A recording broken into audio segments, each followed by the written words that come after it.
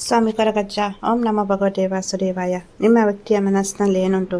ಅವರು ನಿಮ್ಮನ್ನು ನಿಜವಾಗಿಯೂ ಪ್ರೀತಿ ಮಾಡ್ತಾ ಇದ್ದಾರಾ? ಅಥವಾ ಇಲ್ಲಿ ಏನಾಗ್ತಾ ಉಂಟು ಕರೆಂಟ್ ಸಿಚುವೇಷನಲ್ಲಿ ಅವ್ರು ನಿಮ್ಮ ಬಗ್ಗೆ ಏನು ಆಲೋಚನೆ ಮಾಡ್ತಾ ಇದ್ದಾರೆ ನೋಡುವ. ಇದು ಜನರಲ್ ಆಗಿರುತ್ತೆ. ಪರ್ಸ್ನಲ್ ರೀಡಿಂಗ್ ಬೇಕು ಅಂದರೆ ಹೇಳಿ ಕಮೆಂಟಲ್ಲಿ. ಪರ್ಸ್ನಲ್ ರೀಡಿಂಗ್ಗೆ ನೀವು ಪೇ ಮಾಡಬೇಕಾಗುತ್ತೆ.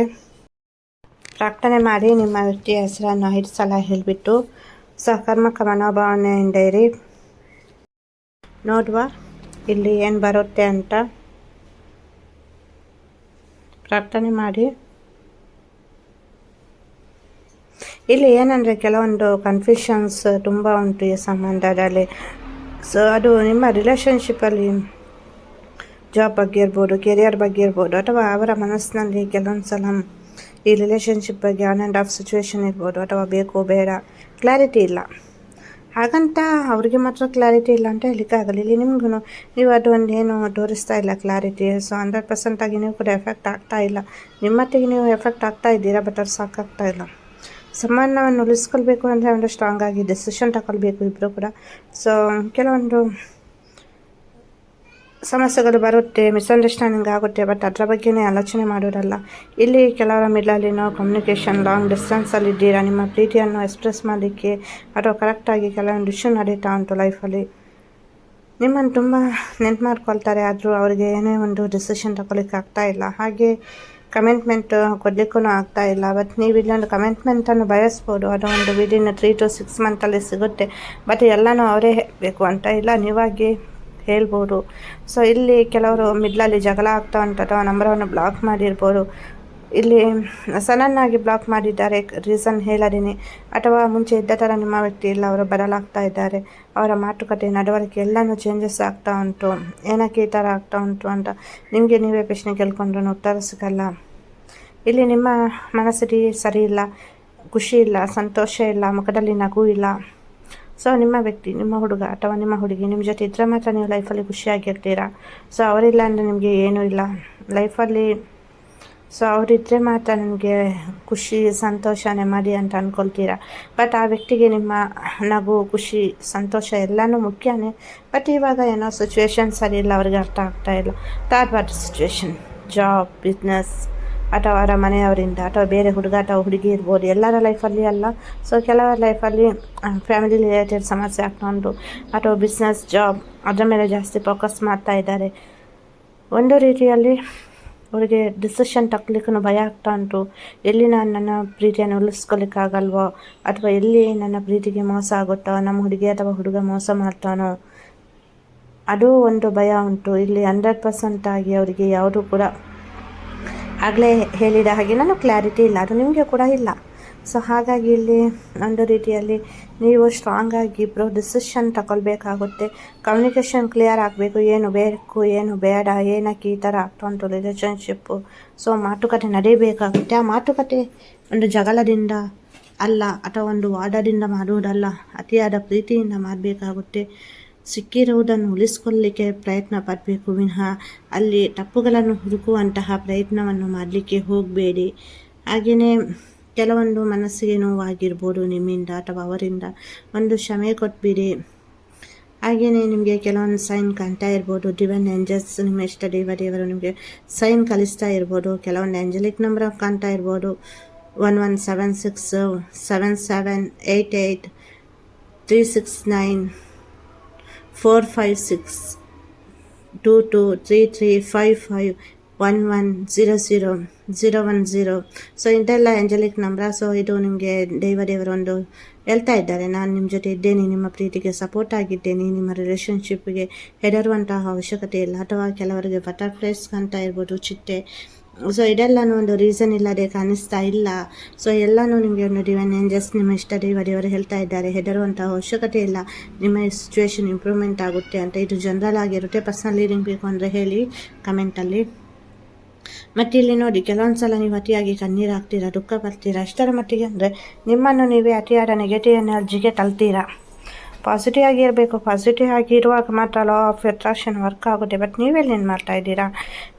ಕಣ್ಣೀರು ಹಾಕಿದ ತಕ್ಷಣ ಅವರಿಗೆ ಹೋಗಿ ಗೊತ್ತಾಗುತ್ತಾ, ನೀವು ಕೂಗ್ತಾ ಇದ್ದೀರಾ, ನಮ್ಮ ಹುಡುಗನಿಗೆ ಗೊತ್ತಾಯಿತು, ನಾನು ಅಳ್ತಾ ಇದ್ದೇನೆ, ನಮ್ಮ ಹುಡುಗಿಗೆ ಗೊತ್ತಾಯಿತು, ಸೊ ಇಲ್ಲ ಅವ್ಳು ಕಾಲ್ ಮಾಡ್ತಾರೆ, ಮೆಸೇಜ್ ಮಾಡ್ತಾರೆ, ನೋ ನೆವರ್, ಅದೆಲ್ಲ ಹಾಗಾಗಲ್ಲ. ಇನ್ನೂ ಕೂಡ ಅವರು ನಿಮ್ಮಿಂದ ದೂರನೇ ಹೋಗೋದು.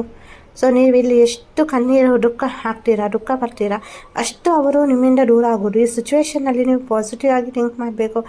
ಕೆಲವೊಂದು ಮಂತ್ರಗಳನ್ನು ಜಪ ಮಾಡೋದಿರ್ಬೋದು. ಆಲ್ರೆಡಿ ನಾನಿಲ್ಲಿ ಒಂದನ್ನು ಜಪ ಮಾಡಿ ಹಾಕಿದ್ದೇನೆ ಮಂತ್ರಗಳನ್ನು ಅಥವಾ ದೈಹಿಕ ಸಂಖ್ಯೆಗಳನ್ನು, ಏಂಜಲ್ಸ್ ನಂಬರ್. ಸೊ ಅದನ್ನು ಕೇಳೋದಿರ್ಬೋದು. ಪಾಸಿಟಿವ್ ಮೈಂಡ್ಸೆಟ್ಟಲ್ಲಿ ಕೇಳಬೇಕು.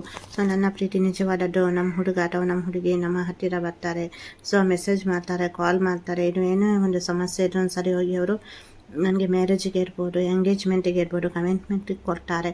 ಸೊ ನಮ್ಮ ಮನೆಯಲ್ಲಿ ಕೂಡ ಒಪ್ತಾರೆ, ನಮ್ಮ ಈ ರಿಲೇಷನ್ಶಿಪ್ಪಿಗೆ ಏನೇ ಒಂದು ಅದೇ ಇದನ್ನು ದೂರ ಹೋಗುತ್ತೆ. ಆ ಥರ ಒಂದು ಇಲ್ಲಿ ಪ್ರಾರ್ಥನೆಯನ್ನು ಮಾಡ್ಕೊಳ್ಬೇಕಾಗುತ್ತೆ. ಪಾಸಿಟಿವ್ ಆಗಿರಬೇಕು. ಆದಷ್ಟು ಏನೇನೋ ಆಲೋಚನೆಯನ್ನು ಮಾಡುವುದಲ್ಲ. ಸೊ ಬೇಡದ್ದು ಆಲೋಚನೆ 1000 ಅಲ್ಲ, 1,00,000 ಬರುತ್ತೆ. ಒಂದು ಕಾಲ್ ತೆಗಲಿಲ್ಲ, ಒಂದು ಮೆಸೇಜ್ ಮಾಡಿಲ್ಲ ಅಂದ ತಕ್ಷಣ ಜೀವವನ್ನೇ ಅಂತ್ಯ ಮಾಡಿಕೊಳ್ಳುವುದಲ್ಲ. ನಿಮ್ಮನ್ನು ಇಷ್ಟಪಡುವಂತಹ ಎಷ್ಟೋ ಜನರು ನಿಮ್ಮ ಮನೆಯಲ್ಲಿದ್ದಾರೆ, ನಿಮ್ಮ ಸುತ್ತಮುತ್ತಲಿದ್ದಾರೆ. ನಿಜವಾಗಿಯೂ ಅಲ್ಲಿ ಏನಾಗಿದೆ ಅಂತ ನೀವು ನೋಡಬೇಕು. ನಿಮ್ಮ ಹುಡುಗ ಅಥವಾ ಹುಡುಗಿ ಕಾಲ್ ಮಾಡ್ತಾ ಇಲ್ಲ ಅಂದರೆ ಯಾರೋ ಇನ್ನೊಬ್ಬರು ಅವ್ರಿಗೆ ಸಿಕ್ಕಿದ್ದಾರೆ, ಥರ್ಡ್ ಪಾರ್ಟಿ ಜೊತೆ ಇದ್ದಾರೆ, ಅಥವಾ ಒಬ್ರಿಗೆ ನನ್ನ ಮೇಲೆ ಇಷ್ಟ ಇಲ್ಲ, ಸೊ ನಾನು ದೂರ ಆದರೆ ಸರಿ ಹೋಯಿತು, ಸಿಟ್ಟಿನಲ್ಲಿ ಏನಾದರೂ ಅವರು ಹೇಳಿರ್ಬೋದು. ಅದನ್ನು ನೀವು ತಲೆಗೆ ತಗೊಳ್ಬೇಡಿ.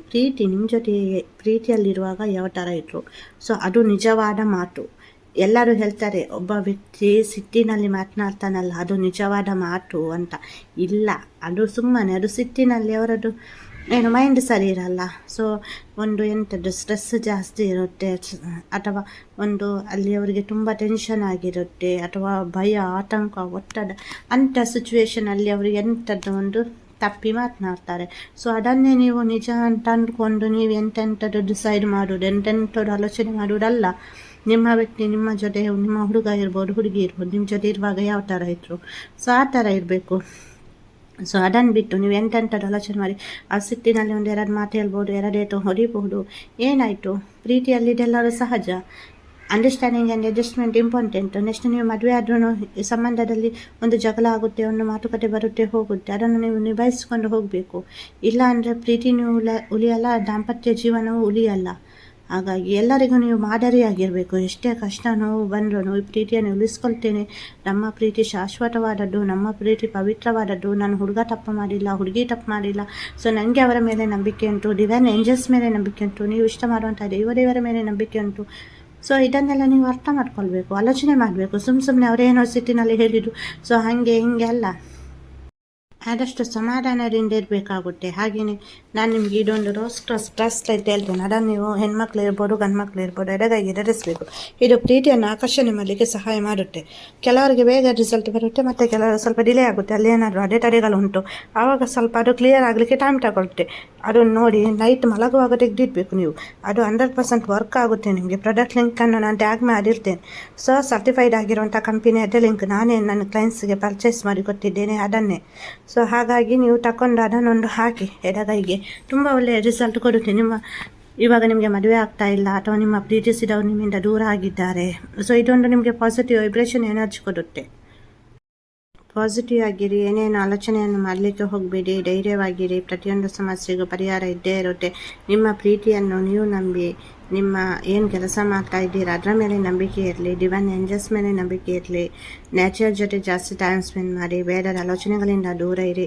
ನಿಮ್ಮನ್ನು ನೀವು ಪ್ರೀತಿಸಿ, ನಿಮ್ಮನ್ನು ನೀವು ಫಸ್ಟ್ ಹೀಲ್ ಮಾಡ್ಕೊಳ್ಳಿ. ಆನಂತರ ಎಲ್ಲನೂ ಸರಿ ಹೋಗುತ್ತೆ. ನಿಮ್ಮ ಸ್ವಂತ ಅಕ್ಕ ಅಂತ ತಿಳ್ಕೊಳ್ಳಿ. ಏನೇ ಒಂದು ವಿಷಯ ಇದ್ದು ನನ್ನ ಜೊತೆ ಶೇರ್ ಮಾಡಿ. ಯಾರಿಗೆಲ್ಲ ಪರ್ಸ್ನಲ್ ಪ್ರಾರ್ಥನೆ ಬೇಕು ಕಮೆಂಟಲ್ಲಿ ಹೇಳಿ. ಹಾಗೆಯೇ ಪರ್ಸ್ನಲ್ ಲೀಡಿಂಗ್ ಬೇಕಿದ್ರೂ ಹೇಳಿ. ಪರ್ಸ್ನಲ್ ಪ್ರಾರ್ಥನೆ ಫ್ರೀ ಆಗಿರುತ್ತೆ.